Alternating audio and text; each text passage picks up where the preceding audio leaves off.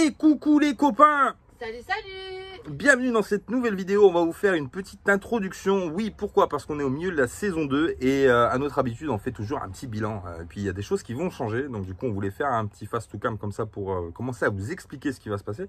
Alors d'habitude, on fait un live. Bon, cette année, on ne peut pas faire un live pour le million de la saison 2. Pourquoi? Parce que vous êtes au courant des événements qu'il y a eu au Sénégal. Le réseau est en train de revenir, mais il reste quand même un peu des fois faiblard. Donc on ne veut pas se lancer dans un live pour que ça coupe au bout de 10 minutes. Ça va être un peu galère. Donc on a décidé de faire une vidéo comme ça en introduction pour expliquer tout ce qu'on va faire. Donc qu'est-ce qui va changer pour la saison 3? Oui, il y aura une saison 3, c'est confirmé. Une saison 3 de la Mafia Nomade. Donc qu'est-ce qui va changer pour cette saison 3? Eh ben on va vous l'expliquer tout de suite, c'est parti. Le premier scoop, les copains, de cette vidéo, avec un point d'interrogation hyper géant, hyper haut qui tient tout l'écran, c'est est-ce qu'on garde Corleone ou pas pour la saison 3? Oui. Pourquoi? Parce qu'on sait où va se passer la saison 3 déjà. Et avec la minette, on sait aussi où va se passer la saison 4. C'est génial, il y aura une saison 4 de la Mafia Nomade aussi. Alors, l'explication est simple. La saison 3, pas de problème, on peut la faire avec Corleone. La saison 4, on ne peut pas la faire avec Corleone. T'en dis pas mieux. Tu sais que tu es curieux, je sais que tu veux tout savoir, mais on ne te dira pas. Pas tout de suite. Donc en fait, on est en train de regarder parce que cette saison 4, elle est en train de nous gratouiller énormément. C'est un projet qu'on a depuis longtemps avec la minette. Et du coup, on ne sait pas si ça nous donne vraiment envie d'y aller. Donc on ne sait pas si on ne va pas avancer la saison 4 à la place de la saison 3. Alors, comme je te l'ai dit, si on fait la saison 3, pas de problème, on garde Corleone pour l'année prochaine. Par contre, si on avance la saison 4 à la saison 3, on est obligé de vendre Corleone. Donc du coup, on est en train de réfléchir, on se donne la remontée pour réfléchir tranquillement. Comme ça, après, on prend une décision. Soit on achète un Airbus, pas mal, ou un train, un TGV, ça peut être pas mal aussi, hein, un TGV. Non, on déconne, on va pas acheter ça. Donc on se donne la remontée pour réfléchir, on va voir. Je sais qu'il y en a beaucoup qui vont être déçus, faut pas être déçu, faut pas être déçu. Peu importe le véhicule qu'on a, l'important pour nous, l'important premier, c'est de voyager, c'est de rencontrer, de découvrir, voilà, Minette a raison, de découvrir, de rencontrer du monde, d'apprendre des nouvelles choses, des cultures, etc., etc. Peu importe le véhicule qu'on a d'ailleurs, parce que n'importe qui peut voyager avec n'importe quoi, on peut même voyager à pied. Donc le véhicule, c'est une monture qui passe comme ça pendant une saison ou 2 ou 3 saisons. Et puis après, on s'en sépare et puis on en prend une autre pour faire d'autres aventures, etc., etc. Donc voilà, on ne sait pas encore, on n'a pas pris de décision, c'est pas arrêté. La chose est sûre, de toute façon, c'est qu'on a des choses à faire sur Corleone. On s'est rendu compte sur la saison 2, enfin sur la moitié de la saison 2, ça fait plus d'1 an qu'on a Corleone maintenant. Et à force de voyager, on s'est rendu compte qu'il y avait des petites choses qui n'allaient pas, des choses à modifier, des choses à améliorer. Donc quoi qu'il arrive, de toute façon, on va les faire. Et on les fera cette année, on fera à Malaga. On sera à Malaga, en Andalousie. Donc on va faire les travaux là-bas, la plus grosse partie des travaux, on la fera à Malaga. Et on va vous expliquer ce qu'on va faire. De toute façon, on va le faire, ça c'est certain, il n'y a pas de souci. Et on va vous expliquer ça tout de suite les copains, c'est parti. On va voir le premier point de ce qu'on va améliorer sur Corleone. On y va tout de suite? Allez, chose numéro 1 qu'on va modifier sur Corleone, c'est le plafond. Oui, on en a parlé déjà avec beaucoup de gens avec qui on s'est croisés, on en a parlé, etc. Le plafond PVC, alors ça n'a pas été une super bonne idée. Alors, il y a des avantages qu'on a eu trouver, c'est-à-dire que c'était déjà propre, c'est fini, c'est léger, etc., etc. Problème, ça vieillit très très mal. Même en termes de nettoyage aussi. Ça se nettoie très très mal. Et vu que le véhicule bouge, en fait, et que c'est du plastique, hein, le PVC c'est du plastique, ça fait du jeu. En fait, ça travaille tout le temps et du coup, à force, les vis font des trous de plus en plus gros et puis le plafond commence à s'affaisser. Donc, c'est pas forcément super propre. Et en plus de ça, ça ne supporte pas la chaleur et ça, on l'avait pas calculé à l'époque. Donc au-dessus du chauffe-eau et au-dessus du poêle à bois, c'est une horreur. Ça gondole de partout, le plastique en fait, c'est gondolé, c'est rétracté, etc., etc. Donc c'est pas propre. Donc on a pris la décision, première chose qu'on va faire, c'est qu'on va refaire le plafond totalement. On va le faire en lambris en bois, c'est-à-dire qu'on va faire du bois.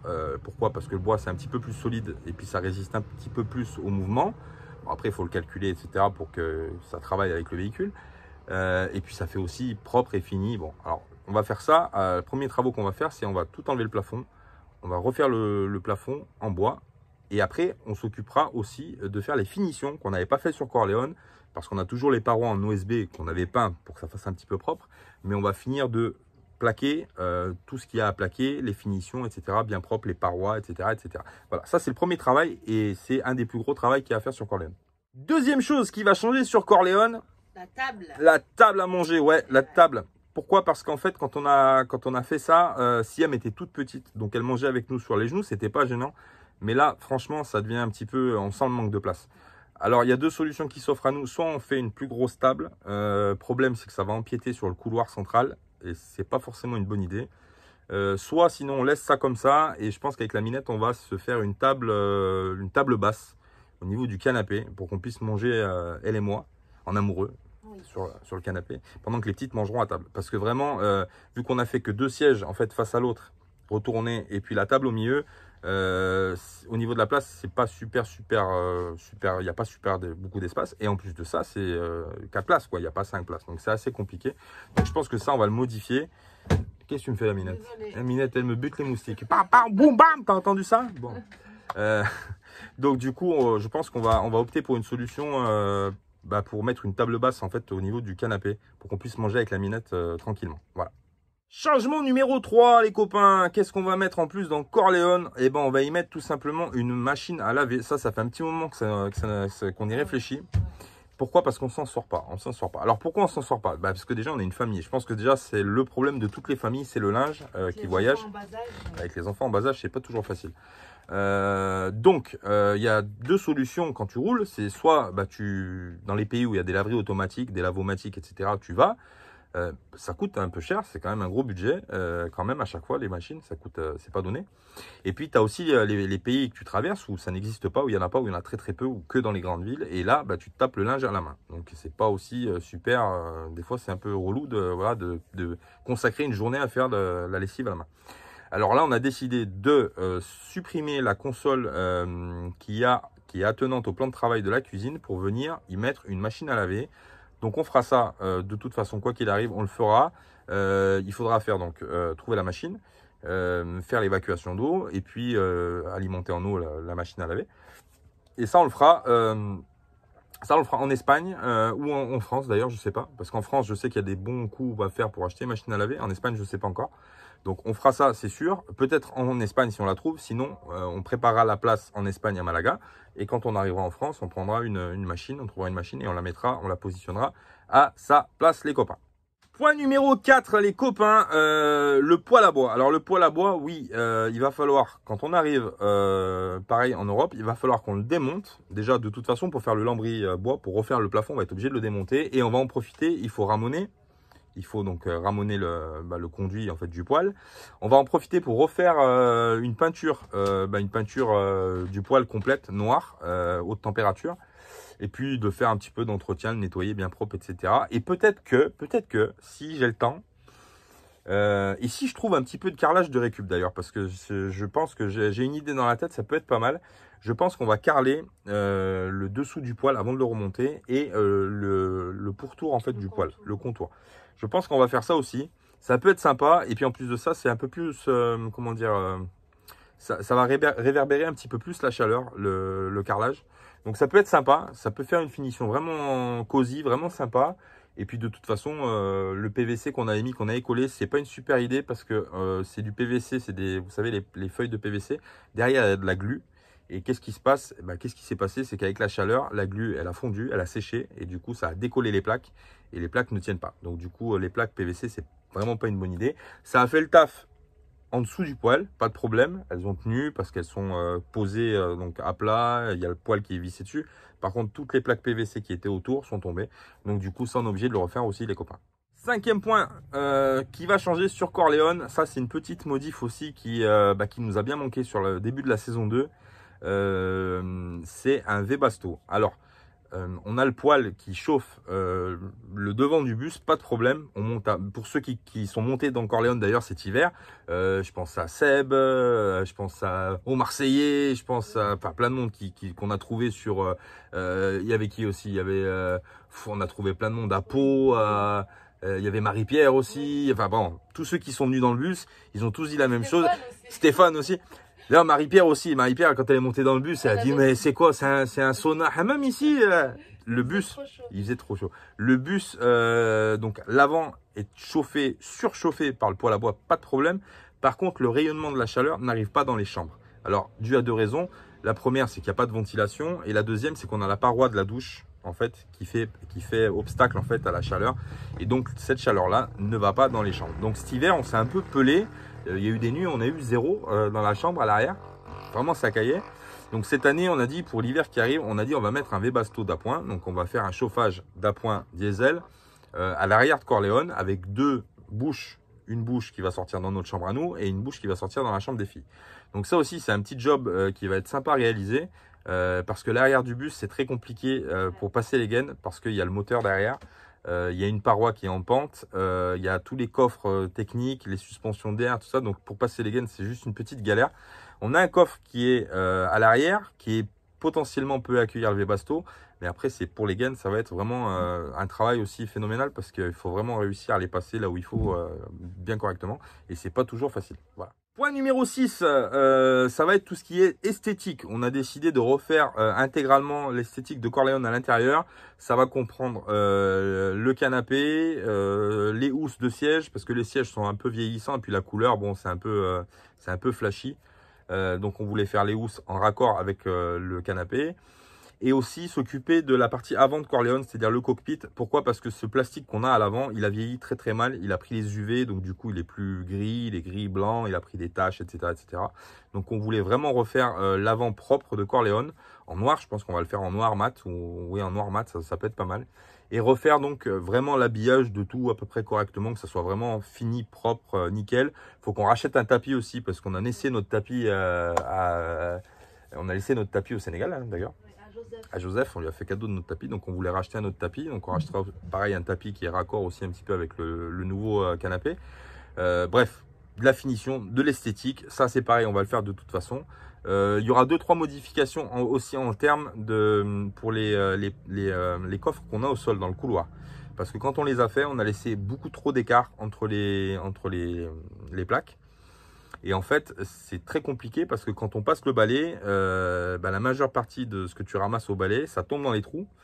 Et après, on est obligé d'enlever les trappes et de passer l'aspirateur sur les montants, etc. Donc, c'est un travail phénoménal.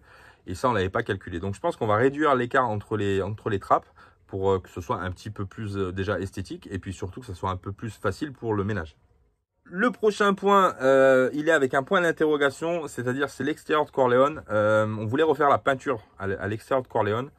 Alors, on n'est pas sûr de la refaire, déjà pour 2 raisons. La première, c'est qu'il est quand même relativement assez propre de carrosserie. On l'a acheté juste avec une grosse griffe à l'arrière. Mais après, au niveau carrosserie, il est quand même relativement propre. J'ai vu qu'il y avait juste 2-3 petits points de rouille parce qu'on a beaucoup traîné au bord de la mer ces temps-ci. Donc, il y a 2-3 petits points de rouille qui sont sortis, mais c'est pas méchant. Donc, niveau carrosserie, on va dire il est propre. J'ai un petit coup à mettre dans le pare-choc à l'avant. Donc la peinture, c'est pas tout de suite, tu vois dans les tuyaux parce que comme tu sais, comme je vous l'ai expliqué, si on vend Corleone, on veut pas se mettre ce budget-là sur la peinture parce que ça va être un budget qui va être beaucoup trop lourd. En France, ça coûte très très cher. Au Maroc, un peu moins cher, mais bon, c'est toujours pareil. C'est toujours un budget que tu peux allouer à autre chose, à faire de l'amélioration, à faire autre chose ou à investir ailleurs d'ailleurs, peu importe. Donc ça, la peinture, on n'est vraiment pas sûr de la faire. Je pense que même on verra, on ne sait pas. On ne sait pas. Tout dépend si on garde Corleone ou pas pour la saison 3, on verra. Mais je sais que vous êtes curieux, je sais. Vous allez me poser des questions, je sais. Oui, vous allez où? Vous faites quoi? Vous allez acheter quoi? Ben, on ne répondra pas. On ne répondra pas et je vais vous expliquer pourquoi on ne répondra pas. Avant d'acheter Corleone, c'est pas un secret, beaucoup le savent. Avant d'acheter Corleone, on n'avait pas encore acheté le bus. On avait fait un live avec la Minette à la fin de la saison 1 où on avait annoncé notre destination pour la saison 2. On avait dit, voilà, saison 2, on descendra au Sénégal. Alors, on a eu la mauvaise surprise, si on peut appeler ça une mauvaise surprise, d'avoir beaucoup de monde sur le tracé. Et d'ailleurs, on remonte sur les vidéos, vous vous rappelez, oui, vous avez été beaucoup au Maroc cette année pour le contenu, patati, patati, voilà. Donc, pour éviter justement une autre version de cette saison 2, on a décidé de taire totalement la saison 3 où elle va se passer. C'est une destination où on prend des risques, je vous cache pas, franchement. Là, on monte d'un level au niveau du truc. Mais on n'annoncera pas où on va, ça sera la surprise. Même quand on partira pour la saison 3, que ça sera effectif, on ne dira pas où on part. Vous nous verrez traverser les pays dans un sens ou dans un autre, peu importe, pour aller dans une destination finale. Et on éclairera la lumière sur la destination qu'à partir d'un certain pays. Voilà, pour pas qu'il y ait du court-circuitage, pour pas que... Voilà. Donc, c'est un risque qu'on prend. Restez curieux, bien sûr. Vous avez le droit de faire des enchères. Ah tiens, ils vont partir là, ils vont partir là. Et voilà. Moi, ça va me faire rire quand je verrai les commentaires. Parce que moi, je sais où je vais, en fait. Ouais. Vous savez pas, mais moi, je sais. On a cherché quand même. On a cherché. On a vraiment cherché. On sort de notre zone de confort. Parce qu'il y en a beaucoup qui nous disent, ouais, dans les commentaires aussi. Alors oui, on a... Ça aussi, c'est quelque chose qu'il faut que je dise. Il y en a beaucoup qui disent, ouais, c'est facile, vous allez au Maroc, vous parlez arabe, ouais, vous allez en Espagne, vous parlez espagnol. Oui, bon, c'est vrai que effectivement, on a l'avantage de parler plusieurs langues. Et c'est vrai que ça nous accompagne et ça nous aide dans le voyage, ce qui est logique. Mais là, mon cousin, si tu veux, ça va être compliqué. Bon, mais c'est pas grave, on n'y va pas aussi pour ça, on y va pour apprendre les choses. Et pour apprendre de différentes choses d'ailleurs, même les langues, etc., etc. Donc, ça va être une très belle aventure. Je vous invite d'ailleurs à continuer à nous suivre si vous nous suivez. Et puis surtout pour les gens qui passent sur la chaîne et puis qui nous découvrent, abonnez-vous parce que ça va permettre aussi de faire grossir un petit peu la chaîne. Et puis vous pourrez suivre l'aventure de la Mafia Nomade sur la saison 3 et la saison 4. N'oubliez pas la saison 4. La saison 4, ça va être du feu de Dieu.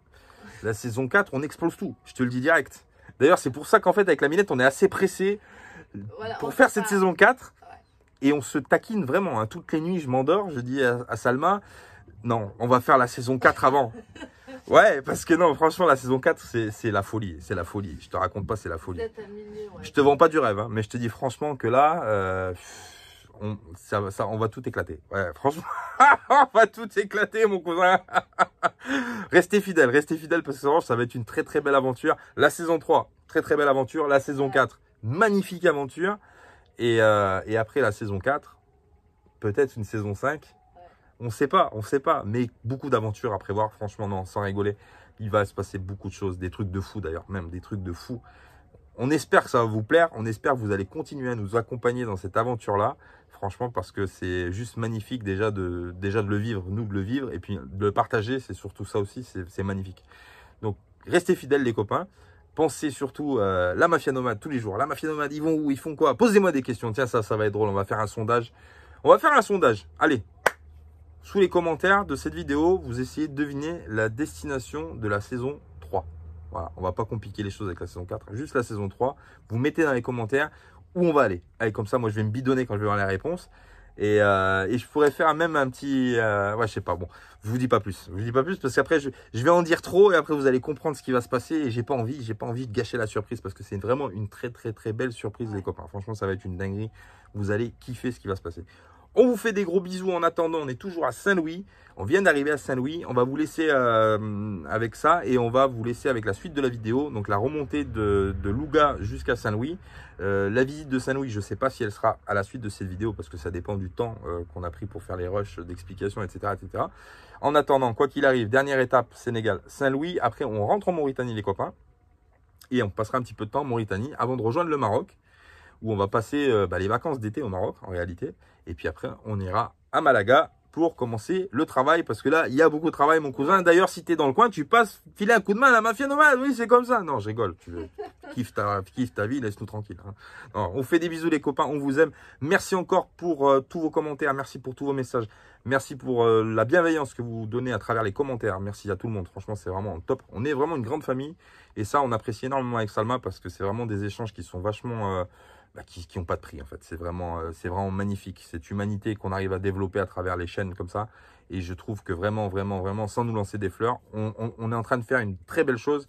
Et j'espère qu'on ne sera pas que les seuls à le faire et qu'il y aura encore plus de monde qui nous rejoindront dans notre délire. Oui, c'est comme ça. Et même vous, rejoignez-nous. Allez, envoyez tout foutre en l'air. Prenez une bicyclette, n'importe quoi. Et puis faites le tour du monde parce que franchement, ça vaut le coup de le vivre, ça vaut le coup de le faire. On vous fait des bisous les copains, on vous aime. Bisous, bisous. Et à bientôt pour la suite des aventures. C'est parti. Bah, tu croyais que c'était fini? Bah, c'est pas fini. Non, on a oublié de te dire un truc. Oui, pour les 10 000 abonnés, parce qu'on est bientôt à 10 000, hein, 6 000, 7, 8, 9, 10. Demain, on est à 10 000. Allez, demain, on est à 10 000. Pour les 10 000 abonnés, il y a un truc que tu sais pas. C'est que le 10 millième abonné qui va s'abonner à la Mafia Nomade, on débarque chez lui, on lui fait projet X. Le mec, il va rien comprendre. On arrive, on fait une fiesta phénoménale chez lui. On sonne à la porte. Ding dong. Au revoir, président. Il faudra envoyer l'adresse. On lui fait... on lui fait la folie. La folie, nuit de folie, hein, oui. Avec Émilie et Images, bon, on rigole. Pour les 10 000, on fera un truc sympathique. D'ailleurs, j'ai oublié de vous dire, c'est pour ça que je reprends la caméra, c'est pas pour cette connerie et ce délire-là. On est en train de voir, quand on va rentrer en France, pour faire un tour de France. Voilà. Alors, un tour de France qui sera agrémenté de passages dans certains endroits stratégiques, dans certaines régions, dans certains départements stratégiques, pour qu'on puisse voir un peu tout le monde. Parce qu'après, quand on va partir pour la saison 3, on revient pas tout de suite. Donc on voulait, on tenait en fait à rencontrer certaines personnes avec qui on communique tous les jours, en fait 2 fois par semaine. Apprendre à mieux se connaître, ouais. Ou que vous nous connaissiez un peu plus. Donc en fait, on tenait à faire ça aussi pour vous remercier aussi, c'est-à-dire de se voir en visu, de partager je sais pas, un repas, de boire un coup ensemble, machin, etc. Ça peut être vraiment sympa. Donc on est en train d'étudier, pareil, la sortie d'Espagne, parce que c'est la sortie d'Espagne qui va donner le Tour de France en quelque sorte. Chose simple, vous allez comprendre tout de suite. Si on sort par le Pays Basque, on va faire le tour par, on va monter le Pays Basque, on va monter par la Bretagne, on va repasser en région parisienne, on va redescendre par l'Alsace, etc., jusqu'à qu'on arrive dans notre région à nous pour passer voir la famille, etc., etc. Et si on passe par la Catalogne, on va faire l'inverse, etc. On va monter pour faire le tour, etc., etc. Chose problématique, si on rentre par le Pays Basque, on ne fera pas la Catalogne parce qu'on va s'arrêter avant d'arriver en bas. Donc tout ce qui est région de Montpellier, d'Avignon, Montélimar, etc., on n'y passera pas si on passe par l'autre côté. Et à l'inverse, c'est pareil, si on rentre par la Catalogne et qu'on fait le tour dans l'autre sens, eh ben, c'est la région des Landes, du Pays Basque, etc., etc. On n'ira pas parce qu'on va rentrer, on va couper directement à travers après pour rentrer là où on est. Donc on est en train de le calculer, ça aussi c'est pareil. On fera une annonce de toute façon quand on quitte l'Espagne parce que la route sera significative et en espérant qu'on puisse voir le maximum de monde possible, qu'on puisse vous voir les copains. Et surtout abonnez-vous à Instagram. Ah oui. J'insiste parce que la minette elle va te tirer les oreilles.